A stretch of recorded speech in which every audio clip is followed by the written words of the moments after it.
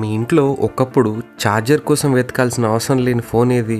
3 రోజులు కాదు, ఏకంగా 5 రోజులు ఒక్కసారి ఛార్జ్ పెడితే వారం రోజులు పనిచేసిన ఫోన్ ఏది?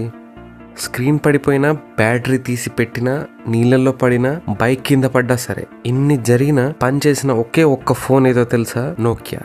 ఎస్, మన అందరి first phone and favourite phone. Ring tone ఇంకా గుర్తుందా? ఒకప్పుడు ప్రపంచంలో ప్రతి 2 ఫోన్లలో ఒకటి నోకియా ఉండేది, కానీ ఇప్పుడు లేదు కదా. అయితే ప్రపంచాన్ని ఏలిన కంపెనీ ఒక్కసారిగా ఎందుకు మాయమైంది? అసలు నోకియా డౌన్ఫాల్ కి రీజన్ ఏంటి? యాపిల్ గెలిచిందా ఆర్ ఆండ్రాయిడ్ గెలిచిందా, లేదా నోకియా తానే తనను ఓడించుకుందా? ఈ వీడియోలో చూద్దాం. నోకియా 1865లో ఫిన్లాండ్ దేశంలో స్టార్ట్ అయింది. ఫోన్ కంపెనీగా కాదు, షాక్ అవ్వద్దు. మొదట నోకియా ఏం తయారు చేసిందో తెలుసా? పేపర్. ఎస్, ఒక చిన్న పేపర్ మిల్ గా స్టార్ట్ అయింది. తర్వాత rubber products, tyres, electric cables, చివరికి ఎలక్ట్రానిక్స్ కూడా. 1980sలో నోకియా ఒక పెద్ద రిస్క్ తీసుకుంది. ఫ్యూచర్ మొత్తం కమ్యూనికేషన్ మీదనే డిపెండ్ అయి ఉంది అని వాళ్ళు నమ్మారు. అప్పుడు మొబైల్ ఫోన్స్ చాలా పెద్దగా ఉండేవి, లైక్ సూట్ కేసులా ఉండేవి. రిచ్ పీపుల్ మాత్రమే వాటిని వాడేవారు. కానీ నోకియా ఒక డెసిజన్ తీసుకుంది. ఫోన్ అనేది ప్రతి మనిషి చేతిలో ఒక కాంపాక్ట్ డివైస్ లా ఉండాలి అని ఒక డెసిజన్ తీసుకున్నారు. ఇదే ఐడియా వాళ్ళను ప్రపంచంలో నెంబర్ 1 గా చేసింది. Rise of Nokia. Nokia official గా వరల్డ్స్ నెంబర్ 1 కంపెనీగా ఎదిగింది. అప్పుడు టోటల్ మార్కెట్ షేర్ 40% ఉండేది. అంటే ప్రపంచంలో ఉన్న ఫోన్లలో దాదాపు సగం నోకియా మొబైల్సే అన్నమాట. ఎందుకంత ఫేమస్ అయిందో తెలుసా? Number 1, strong build quality. Nokia ఫోన్లలో నోకియా 3310 ఇది ఒక ఫోన్ కాదు, ఒక వెపన్. జోక్ కాదు, ఫోన్ పడితే ఫ్లోర్ పాడవుతుంది, కానీ నోకియా కాదు అని అప్పట్లో ఈ ఫోన్ కి ఎలివేషన్ ఇచ్చేవారు. Number 2, battery life. ఒక్కసారి ఛార్జ్ చేస్తే మినిమం 4 to 5 days వర్క్ చేస్తుంది పక్క. అంటే ఆ లెవెల్లో నోకియాకి క్రేజ్ ఉండేది. జనాల్లో ఒక ట్రస్ట్ ని బిల్డ్ చేసుకుంది. అదే ఇప్పటి మొబైల్స్ ని చూసుకోండి, రోజుకి 2 times ఛార్జ్ చేయాల్సి వస్తుంది. Number 3, user interface. Simple UI ఉండేది. మన నాన్నమ్మ అండ్ తాతయ్య కూడా వాడగలిగేలా ఉండేది. అప్పట్లో ఈ మొబైల్ ఫోన్స్లో ఏమైనా సెట్టింగ్ చేయాలి అని మా నాన్నమ్మ అడిగితే మా నాన్నమ్మ దగ్గర మనీ తీసుకొని చేసేవాడిని. వాళ్ళు ఏమనుకుంటా ఇచ్చేవారు. అంటే వాళ్ళకి ఇవి సింపుల్ సెట్టింగ్స్ అని తెలియదు కదా, ఏదో పెద్ద సైంటిస్ట్లా ఫీల్ అయ్యేవాళ్ళం. ఎంతైనా ఆ రోజులే వేర్లేండి. Number 4, snake game.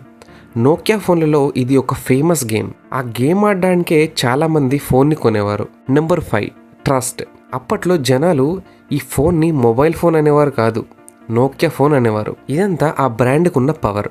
2005లో Nokia value కొన్ని దేశాల జీడిపి కంటే ఎక్కువగా ఉండేది. అంటే నోకియా ఒక కంపెనీ కాదు, అది ఒక ఎరా. కానీ అక్కడే ఒక సమస్య మొదలైంది, ద బిగ్ మిస్టేక్. తర్వాత నోకియా ఒక 2 పెద్ద మిస్టేక్స్ చేసింది. అందులో మొదటిది, ఒక మనిషి స్టేజ్ పైకి వచ్చాడు. అతని పేరు స్టీవ్ జాబ్స్. అతను ఒక ఫోన్ని లాంచ్ చేశాడు.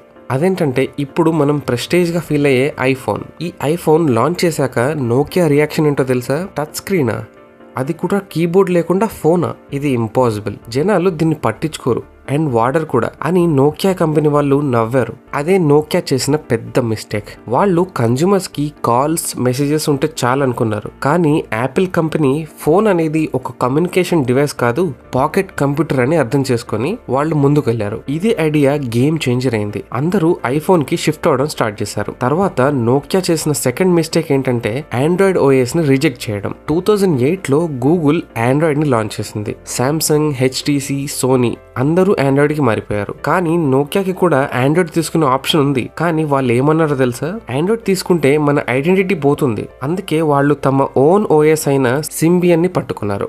ఇక్కడ ప్రాబ్లం ఏంటంటే ఆ ఓఎస్ చాలా స్లోగా ఉండడం అండ్ యాప్స్ కూడా ఉండేవి కాదు, అండ్ డెవలపర్స్ ని యూజ్ చేయలేదు. ఇన్ని డ్రాబ్యాక్స్ ఉండేవి నోకియా ఓఎస్ లో. మెయిన్ వైల్ ఆండ్రాయిడ్ ఓఎస్ లో వాట్సాప్, ఫేస్బుక్, యూట్యూబ్, గేమ్స్ అన్ని ఒకే చోటే ఉండేవి, అండ్ అది కూడా జనాలకి అర్థమయ్యేలాగా. సో ఆబ్వియస్లీ జనాలకి అవి నచ్చడం స్టార్ట్ అయింది. దాంతో జనాలు ఆండ్రాయిడ్ ఓఎస్ ఉన్న ఫోన్స్ అండ్ యాప్స్ కోసం ఫోన్స్ ని కొనడం మొదలు పెట్టారు. మిగతా కంపెనీస్ అన్ని డిఫరెంట్ ఫీచర్స్ ని తెస్తుంటే, కానీ నోకియా మాత్రం ఇంకా కెమెరా అండ్ మెగా పిక్సెల్స్ దగ్గరే ఉండిపోయింది. The collapse. 2010కి వచ్చేసరికి భారీగా సేల్స్ పడిపోవడం స్టార్ట్ అయింది. 2011లో నోకియా CEO జస్టిన్ హోటార్డ్ ఒక స్పీచ్ ఇచ్చాడు. అతను ఏడ్చుకుంటూ ఇలా అన్నాడు, "we didn't do anything but somehow we lost" అని అన్నాడు. 2013లో మైక్రోసాఫ్ట్ నోకియాని $7.2 బిలియన్ కి కొనేసింది. ఒకప్పుడు ప్రపంచాన్ని ఏలిన కంపెనీ ఇప్పుడు అమ్మబడింది. ఇది బిజినెస్ ఫెయిల్యూర్ కాదు, మైండ్ సెట్ ఫెయిల్యూర్. 2013లో ఏం జరిగిందంటే మైక్రోసాఫ్ట్ కంపెనీ నోకియాని కొనేది నిజమే, కానీ మొత్తం కంపెనీని కొనలేదు. మైక్రోసాఫ్ట్ కొన్నది కేవలం నోకియా మొబైల్ డివిజన్, ఫ్యాక్టరీస్, ఇంకా ఎంప్లాయీస్, దగ్గర 32,000 staff members and Nokia Lumia brand. అంటే నోకియా కంపెనీ ఇంకా బ్రతికే ఉంది, ఫోన్స్ బిజినెస్ మాత్రమే ఆగిపోయింది. తర్వాత మైక్రోసాఫ్ట్ ఒక పెద్ద ప్లాన్ వేసింది. యాపిల్ మోడల్ ని కాపీ చేయాలని చూసింది. అంటే యాపిల్ లాంటి హార్డ్వేర్ అండ్ సాఫ్ట్వేర్ ఇలా అన్నమాట. మైక్రోసాఫ్ట్ కూడా ఐఫోన్ లాగా ఫోన్స్ ని రీబ్రాండ్ చేయాలనుకుంది. అంటే ఫోన్ హార్డ్వేర్ ఏమో నోకియా ఉంటుంది అండ్ సాఫ్ట్వేర్ ఏమో విండోస్ ఫోన్స్ అన్నమాట. వాళ్ళు ఇలా అనుకొని నోకియా లూమియా ఫోన్స్ ని లాంచ్ చేశారు. కానీ ట్విస్ట్ ఏంటంటే లూమియా ఫోన్ కూడా ఫెయిల్ అయింది. ఎందుకు ఫెయిల్ అయ్యాయి అంటే లూమియా ఫోన్స్ చెడ్డవేం కావు, యాక్చువల్లీ చాలా గుడ్ ఫీచర్స్ ఉండేవి. Like amazing camera, smooth UI, solid build quality, decent battery. ఇన్ని ఉన్నా ఎందుకు ఫెయిల్ అయ్యాయో తెలుసా? బిగ్గెస్ట్ రీజన్ ఆ ఫోన్స్లో యాప్స్ లేవు. ఇమాజిన్ మీరు ఒక కొత్త ఫోన్ కొన్నారు, కానీ అందులో Instagram, YouTube, Snapchat and games ఇవేం లేవు. మీరు ఆ ఫోన్ వాడతారా? లేదు కదా. సో ఆ టైంలో నోకియా లూమియా విషయంలో కూడా ఇదే జరిగింది. డెవలపర్స్ ఏమో యాప్స్ని ఆండ్రాయిడ్ అండ్ ఐఓఎస్ కోసం తయారు చేశారు, కానీ విండోస్ ఫోన్స్ కోసం కాదు. దీన్ని టెక్ వరల్డ్లో యాప్ ఎకోసిస్టమ్ ప్రాబ్లం అంటారు. ఫోన్ బాగుంటే సరిపోదు కదా, యాప్స్ అండ్ ఫీచర్స్ కూడా ఉండాలి. ఇవేం లేకపోతే ఫోన్ బ్రాండ్ డెడ్ అయిపోద్ది. తర్వాత పీక్ డౌన్ఫాల్ స్టార్ట్ అయింది ఇక్కడే. 2015 వచ్చేసరికి మైక్రోసాఫ్ట్ రియలైజ్ అయింది ఏంటంటే మనకి ఇక లేట్ అయింది కానీ సర్దుకుందాం అనుకున్నారు. విండోస్ ఫోన్ యూజర్స్ చాలా తగ్గిపోయారు. అందుకే మైక్రోసాఫ్ట్ ఒక షాకింగ్ డెసిషన్ తీసుకుంది. They wrote of $7.6 billion.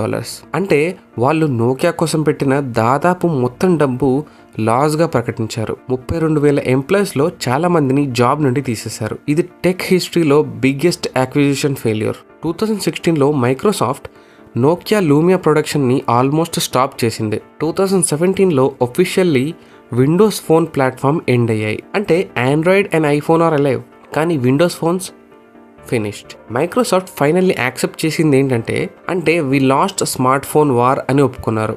Nokia తనని తాను ఒక్కపెట్టుకోవడానికి కాకుండా దాన్ని కొన్నవాడికి కూడా బాగా పెట్టింది. Just joking.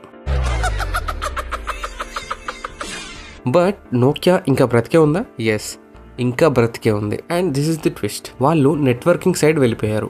అంటే ఫోన్స్ బిజినెస్ ఎలాగో పోయింది కాబట్టి వాళ్ళు తమ ఒరిజినల్ స్ట్రెంత్కి తిరిగారు. అదేంటంటే నెట్వర్క్ ఇన్ఫ్రాస్ట్రక్చర్. ఇప్పుడు నోకియా ఏం చేస్తుందంటే 4G towers, 5G equipment, telecom networks like Airtel, Jio, Vodafone వంటి కంపెనీస్ ఉపయోగించే నెట్వర్క్ ఎక్విప్మెంట్లో నోకియా ఉంటుంది. మీ ఫోన్ సిగ్నల్ పర్ఫెక్ట్గా రావడానికి పనిచేసేది నోకియా అన్నమాట. ఫనీ థింగ్ ఏంటంటే మీరు సామ్సంగ్ ఫోన్ వాడుతున్నా కానీ మీ ఇంటర్నెట్ నోకియా టవర్ ద్వారా రావచ్చు. నోకియా డౌన్ఫాల్ ఒక్క రోజులో జరగలేదు. నోకియా స్మార్ట్ ఫోన్ ట్రెండ్ని మిస్ చేసింది.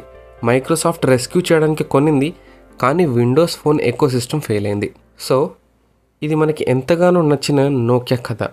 మీకు ఈ స్టోరీ ఎలా అనిపించిందో కామెంట్స్లో చెప్పండి. ఈ రోజుకి ఇంతే ఫ్రెండ్స్, మళ్ళీ నెక్స్ట్ వీడియోలో కలుద్దాం. If you like the video please do like, share, comment and subscribe. ఎలా చూస్తున్నావు?